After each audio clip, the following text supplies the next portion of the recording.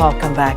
Now, a group of ANC stalwarts and veterans urged party members who are tainted by being implicated in state capture and other crimes to remove themselves from the party's list to Parliament for the sake of the organisation.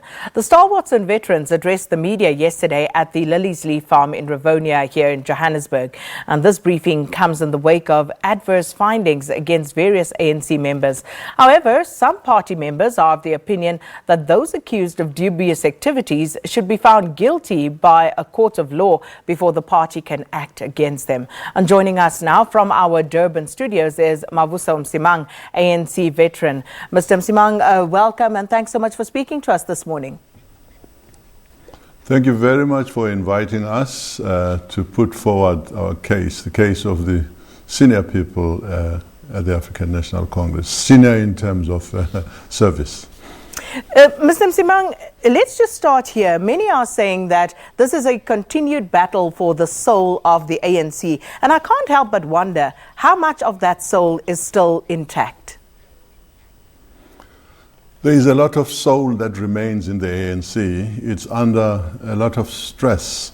There is a tussle. The dynamic is such that forces that want to move forward and some forces that really aren't moving forward are in a tussle. But I'm very confident that with the victory of the progressive forces at Nasrec, we will see very shortly the light of at the end of the tunnel.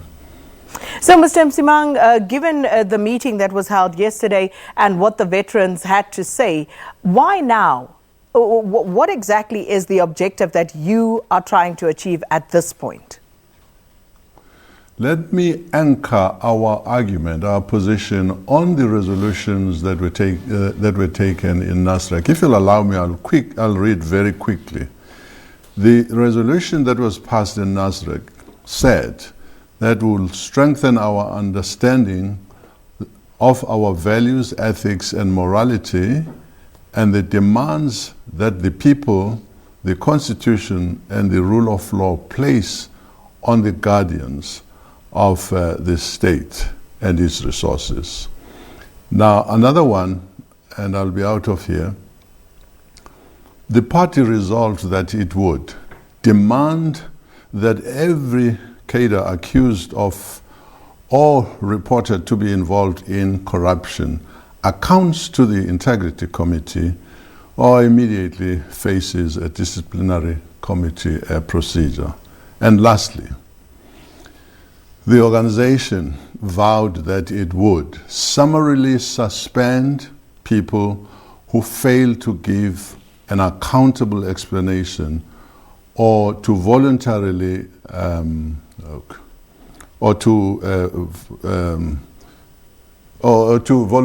surrender themselves for recusal. I've just lost that.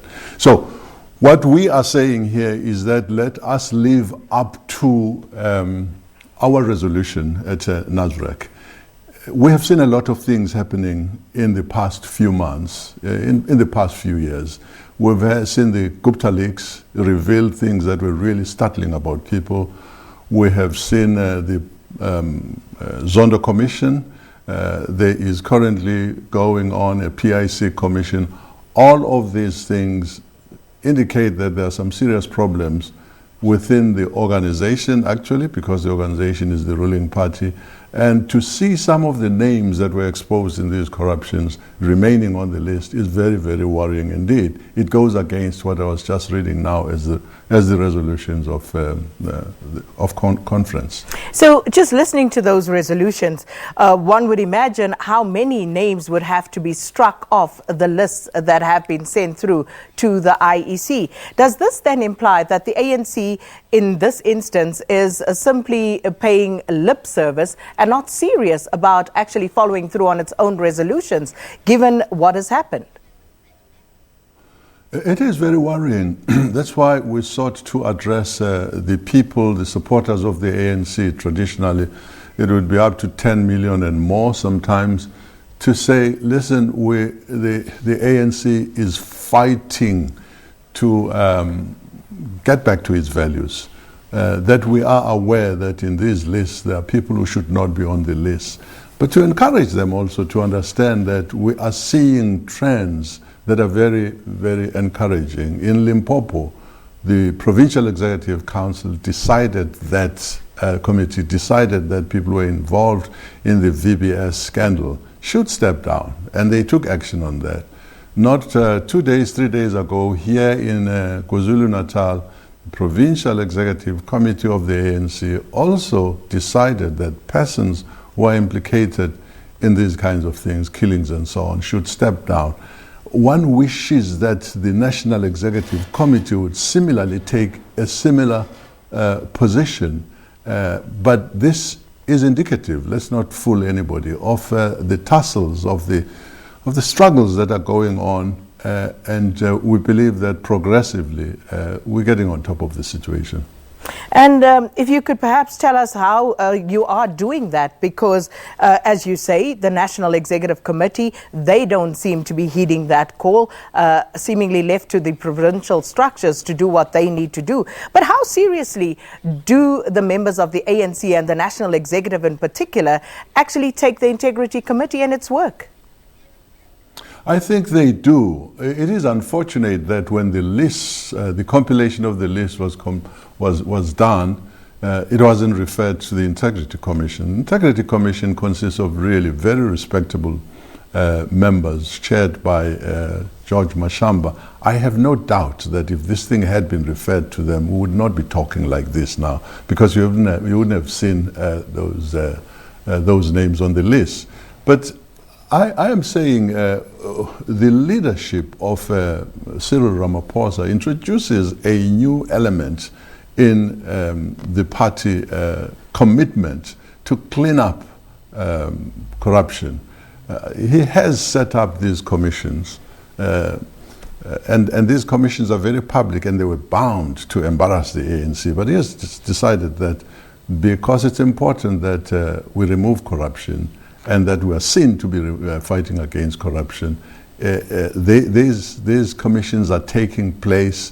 I take that to be a positive sign. I think there are very many people in the organization who think these commissions, one leader has said, but what's this now? This Zondo Commission, this is a stage for us bashing each other. It's those elements that make it difficult for the NEC to move smoothly towards where it should be. But it's very important that we don't ask the people of South Africa to vote for a party that has got people who are like this, who can only contaminate the purpose of the organization. Mr. Msimang, you speak about President Cyril Ramaphosa, and I was just looking through the newspapers. The Citizen, they have a story there, and it reads that President Cyril Ramaphosa is engaged in a fierce power struggle in the ANC and a corruption allegation surrounding his son. And we heard about that, of course, at the Zondo Commission. So what is the Integrity Committee's vision, your view around that? Well, I'm not a member of the Integrity Commission. I don't know if the matter has been referred to them. It is his son, and I guess it would embarrass him. It's clear that he didn't know in the beginning. He wouldn't have told such a blue lie in Parliament. But once he got to know about that, he showed a willingness to move very quickly and expressed himself willing to talk to the public protector and clear the matter there. This person must be an adult, and if he should be hauled before courts or anything, then that should be done. I'm not saying the president should abdicate his responsibility towards family members, but surely it's not him who should haul this person to court. If I were him and I was convinced that what this person is doing does not help the image of the ANC, I would give him a hard talking to, and I suspect that's what would happen. And what if others make that same argument? Say, okay, give us, a tongue lashing, give us a rack over the knuckles and allow us to go about our business, because anyone can claim ignorance of any particular doing at some point. I'm not sure that we are talking about the same thing. We are talking here about members of the African National Congress, senior members, not their sons or cousins, who have done wrong. Why are you visiting the sins of the son on the father here? It is embarrassing to be in this situation for him. There's no doubt about that. But I don't know, there's no quid pro quo here. Mr. Msimang, there are those who believe that these members who have been implicated in wrongdoing, there are those who in the party who believe that they should be allowed to go through a process in the courts, and barring that process being finalized, they should be allowed to remain on those lists and go about doing their business. I have just read resolutions that were passed in Nasrec about a year ago, and these resolutions are absolutely explicit about what should happen in the interest of the morality, of integrity, of ethical leadership. You know, you can't say you're good enough to be a leader of the ANC as long as you have not served 12 months in court, have been found guilty and sent to court. There is a distinction between what the IEC should do, namely not allow criminals to be on the list. That's a criminal matter. But we are talking here about values. You can't be a wife basher all the time, and because you haven't served 12 months in prison, therefore it's quite acceptable that you should be on the list. There are so many things that are clearly ethical, and the ANC in its Nasrec resolution clearly recognized that there are things that impinge on the integrity of the organization, and if people are involved in such things, then they should not represent the ANC. How do you ask voters to vote for people who have been said by the courts to have lied, to have